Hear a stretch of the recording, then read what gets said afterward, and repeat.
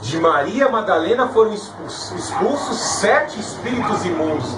Então houve uma necessidade do Senhor dos Exércitos, o maior de todos, expulsar aqueles demônios das vidas das pessoas, expulsar aqueles demônios que causavam enfermidade, expulsar os demônios que causavam a perturbação, a cegueira espiritual, a cegueira de entendimento, e proporcionar a emancipação, proporcionar a libertação. É algo interessante observarmos, como eu disse, o equilíbrio e a harmonia que o apóstolo Paulo tem em entregar a doutrina em harmonia com o vivenciamento, a aplicação prática de um cristianismo verdadeiro. Ele está aqui lembrando da doutrina ensinada no Salmo 68. No Salmo 68, aqui eu vou ler um trechinho porque é muito longo. Deus se levanta, seus inimigos são dispersos, os que odeiam fogem de diante dele. Tu os desfazes assim como se desfaz a fumaça. Perecem os ímpios diante de Deus, como a cera derrete o fogo. No 68:17, os carros de Deus são numerosos, milhares de milhares, o Senhor está no meio deles, como no Sinai, no santuário. Note aqui 2 trechos, 2 fragmentos doutrinários nesse Salmo 68, que são lembrados pelo apóstolo Paulo, aqui em Efésios capítulo 4, mostrando o poderio de Deus e todo o aparelho militar do Senhor, pelejando contra as hostes do mal, para proporcionar o propósito perfeito e justo de Deus. E a justiça de Deus, para que ela pudesse chegar à tua vida, envolveu uma batalha. A começar como? O Senhor dos Exércitos resolve esvaziar. Resolve cumprir o plano de salvação elaborado por Deus, como foi dito no capítulo 1 da carta aos Efésios. Ele resolve esvaziar-se da plenitude do poder que é inerente da natureza dele, que pode todas as coisas, para adquirir natureza humana. Adquirir natureza humana para morrer em prol dos seus pecados, em prol da humanidade, para que por esse sacrifício perfeito, todo aquele que cresce nesse sacrifício perfeito pudesse se salvar. Mas quando olhamos ao longo da história, vemos que alguns aceitam, se emocionam, são sensíveis ao Espírito e aceitam a mensagem do Evangelho. Mas outros resistem, outros são endemoniados, outros são perturbados, outros estão enfiados até o pescoço, até o couro cabeludo, dentro das seitas esotéricas. E aí se envolve uma batalha mais intensa. Veja o que ele fala aí do versículo 7 em diante. Mas a graça foi concedida a cada um de nós conforme a medida do dom de Cristo. Então note que a igreja, ela mantém a sua unidade, ela mantém as suas características de santidade, ela mantém a sua convicção, ela mantém a sua esperança por dom. Porque se eu tentar ser igreja pela força intelectual do pastor Fernando, eu estou fadado à derrota. Sem mim, nada podeis fazer. O ramo da videira que tentar ser ramo, vou produzir frutos sem Jesus, não adianta. Aí você cai no espiritismo, vou tentar fazer boas obras para evoluir, encarnar num corpo um corpozinho melhor em outra encarnação. Você está fadado à derrota, não existe isso. Você tem que produzir boas obras em Cristo Jesus. Você é feitura em Cristo Jesus para as boas obras. Veja o final do Efésios capítulo 2, versículo 1 ao 11. E aí você vai entender isso. Somos feitura sua em Cristo Jesus para as boas obras. E aí você vê que até para fazer as obras de Deus, você precisa de Deus. Mesmo que você tenha nutrido um intelecto bom, você tenha uma boa formação, você precisa do Espírito Santo, não para glorificar o teu egoísmo. Veja como eu sou bom, veja como eu sou um fariseu bom, faço a caridade. Não. As boas obras que você realiza é para glorificar o Senhor Jesus, para você não cair no pecado do orgulho, da soberba. Veja que ele fala então que é um dom de graça de Deus para que a igreja se mantenha unida. Veja que ele fala aqui, agora enfatizando, agora você vai compreender por que Paulo está citando o Salmo 68. Ó. Por isso foi dito, subindo ao alto, levou cativo o cativeiro. Por quê? Antes, quando você estava seguindo o curso desse mundo, você estava ali, sendo servo de Satanás. Ah, mas quando eu estava lá no centro espírita, eu fazia boas obras, fazia caridade, todo dia eu lia poemas, eu amava o meu próximo. Ah, eu sofri tanto lá na empresa, uma pessoa me perseguia, me humilhava lá, mas eu sempre desejava o bem, pedia para os espíritos lá abençoar aquela pessoa. Você estava cego, você estava sendo engodado numa falsa doutrina de viés de bem e do mal, em conluio, você estava no engodo. Para você entender melhor, veja Hebreus 2,14. Portanto, visto que os filhos compartilham da carne e sangue, ele também participou das mesmas coisas, para que pela morte destruísse aquele que tem o poder da morte, isto é, o diabo.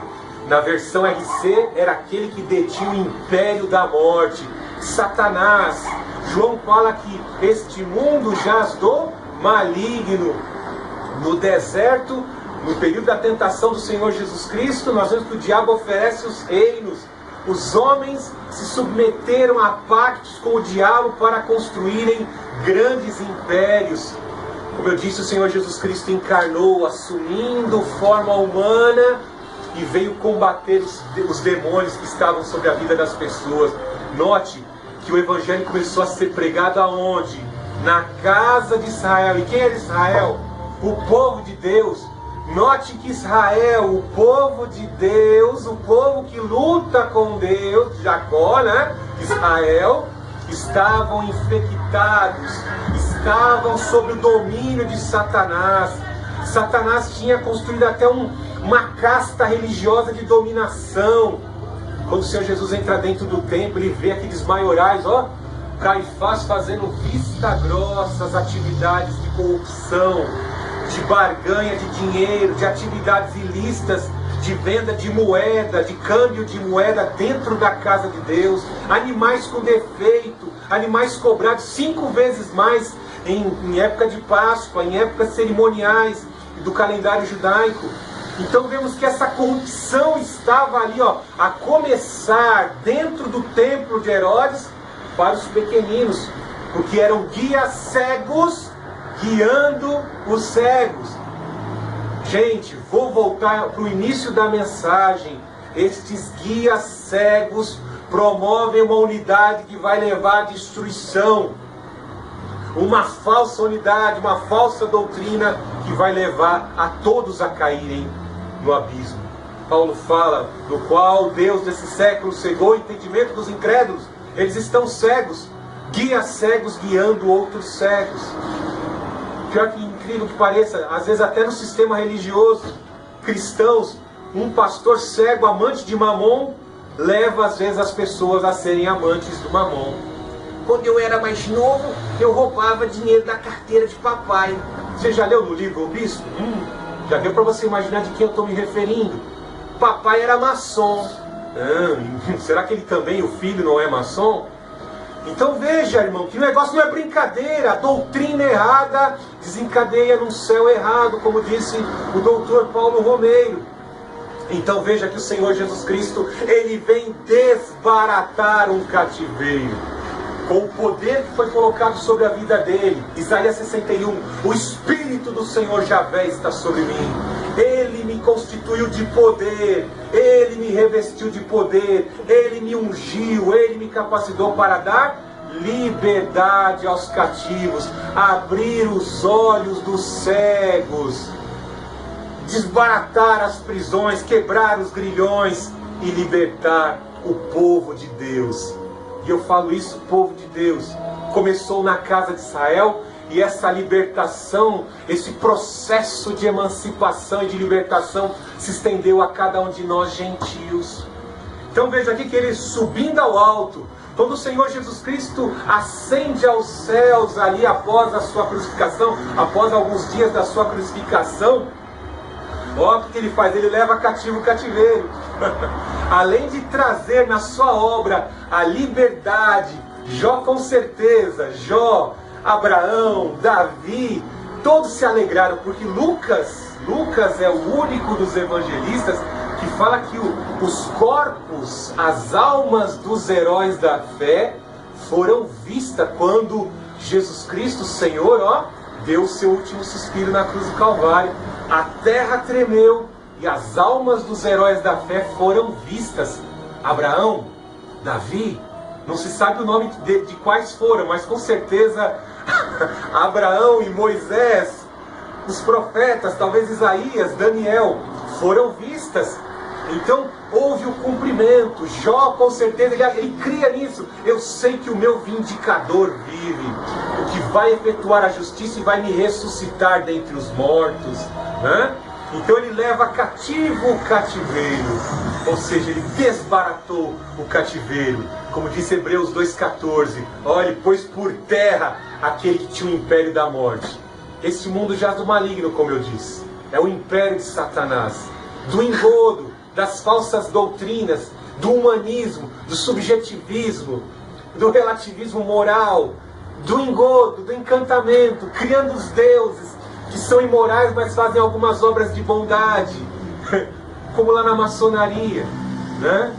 Eles se orgulham por fazer a bondade em datas cabalísticas, mas cultuam Baal, mas cultuam Osíris, mas cultuam os demônios, estão no engodo. Ninguém será justificado pelas boas obras da lei, mas sim pela fé mediante Cristo. Então o Senhor Jesus Cristo sobe ao alto, levando o cativo o catieiro. Quando ele ressuscita dentre os mortos, a remanescente cristã Filadélfia e as igrejas agora são motivadas. Ainda que o Império Romano, o império deste mundo, o império de Satanás nos mate, nós vamos ressuscitar dentre os mortos. Essa motivação foi presente na vida da igreja, que foi morta em Roma, no Coliseu. Veja que por isso foi dito, subindo ao alto, levou cativo o cativeiro e deu dons aos homens. Isso é muito importante. O Senhor Jesus Cristo, antes de ascender ao céu, disse: não saiais de Jerusalém, até que do alto sejais revestidos de poder. A igreja só conseguirá manter a unidade se estiver cercadas da graça de Deus e do dom do Espírito Santo. O apóstolo Paulo não teria condição de chegar aos gentios pelo seu próprio potencial técnico, sua competência técnica. Ele era um doutor na lei, mas não tem poder para levar o evangelho aos gentios. Por isso que variedades de línguas, Paulo fala aqui, oro mais em língua do que todos vós. Paulo falava vários dialetos concedidos por dom de Deus. Falava grego, falava persa, falava cita, e ele até se orgulhava. Não vamos entrar nesse assunto. O apóstolo Paulo falava variedades de línguas, não por sua competência, mas por concessão de Deus à sua vida. Dons foram concedidos à igreja. Podemos fazer aqui uma correlação com Coríntios 12, primeira carta de Paulo aos Coríntios, capítulo 12, e também Romanos, capítulo 12, nos dizendo que quando nós sacrificamos o nosso eu, lá em Romanos 12, nós provamos da boa, perfeita e da agradável vontade de Deus. E qual é a boa, perfeita e agradável vontade de Deus? Matando o nosso eu, nos abstendo de usar o nosso egoísmo, nos abstendo do nosso egoísmo e buscando servir em espírito. Os dons espirituais para cumprir a vontade de Deus vão ser inseridos na nossa vida. Lá em Romanos 12, em Coríntios 12, vemos 9 dons espirituais sendo ali distribuídos pelo Espírito Santo para edificar, para exortar, para construir o projeto de Deus na vida da igreja. E quando olhamos dentro da igreja, vemos esses dons espirituais distribuídos. Às vezes o pessoal lá é tão pobrezinho, nem estudou, não sabe nem ler e escrever. Eu conheço um profeta cego, não consegue enxergar fisicamente, mas tem um dom de revelação que é incrível, parece uma máquina Polaroid. Orou, revela. Isso vem dele? Não, vem do Espírito Santo, porque ele não pode nem ver a sua face, mas ele pode revelar o teu interior, porque Deus perscruta a vida das pessoas e revela por boca daquele profeta. Vemos homens analfabetos. Eu conheci um vendedor de doce, um assembleano, vendedor de doce que nunca estudou. E conversando com aquele homem, eu pensei que no mínimo o homem tivesse um ensino fundamental completo. E aí, depois de ficar ali maravilhado com a inteligência, a sabedoria daquele homem, ele perguntou: irmão, você acha que eu sou formado? Não tenho nem primeira série, aprendi a ler com a Bíblia. Palavra da ciência, palavra da sabedoria sendo distribuída pelo poder do Espírito Santo. São dons e faculdades sendo concedidas para edificar a igreja, para exortar a nossa vida, para que a igreja se mantenha unida. Por isso que nós temos que resistir aos frutos da carne, nos abster do fruto da carne, da cultura desse mundo e nos mantermos unidos no ensinamento da palavra de Deus. Veja que aqui especificamente em Efésios, ele fala de dons ministeriais.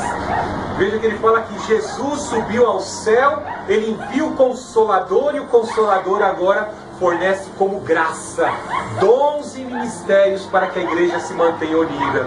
E aí ele fala, ó, e ele designou, ó, aquele que desceu é o mesmo que também subiu muito acima de todos os céus para preencher todas as coisas. Jesus não deixou a igreja só. Vos enviarei o Consolador. E ele designou uns como apóstolos. O que é um apóstolo? Alguém comissionado. Especificamente, os apóstolos eram testemunhas orais e audíveis do Senhor Jesus Cristo. É uma pessoa comissionada por Deus para cumprir o seu propósito. É um porta-voz de Deus. Veja também, ele une apóstolo a profeta. O que é um profeta? Um embaixador também, um porta-voz de Deus, alguém que fala a mensagem de Deus para o povo.